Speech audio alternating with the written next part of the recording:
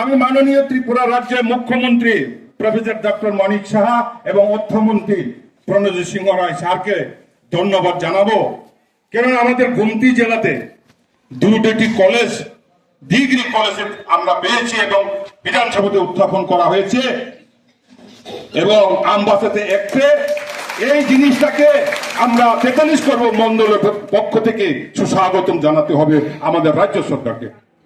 এবং 25 বছর শাসনের মধ্যে আমরা যে জিনিসটা দেখতে পারি না, যে জিনিসটা আমরা দেখতে পাই না, সেই জিনিসটা কিন্তু এখন বাস্তব রূপরেখা নিতেছে করবোগে। এখন তারা কি বলছে, এই বাজেট জনবিরোধীর বাজেট।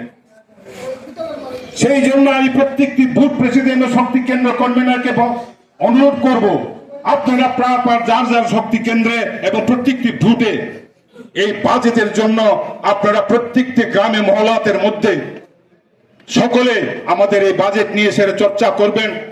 পুরানো কার্যকর্তা যারা বাড়ি ঘরে বসে আছে তাদেরকে অনুরোধ করবেন মাঠে নামার জন্য। আমাদের সংগ্রাম সামনে, এই সংগ্রামকে আমরা জয় করতে হবে। ও সংগ্রাম 2026 এডিসি নির্বাচন, এই নির্বাচন জয় খেয়ারে না নাই আপনি বইন প্রস্তুতি লাগে এবং দুষ্কাঙ্গ প্রত্যেকটি বুড়ো সংগঠন ধ্রুবল খেয়ে ওই সংগঠন চাঙ্গা খেয়ে মানে বলপান্দা আহ্বান ডারবেন। আমি সংক্ষিপ্ত আলোচনার শেষ করি। জয় হিন্দ, বন্দে মাতরম, ভারত মাতা কি জয়।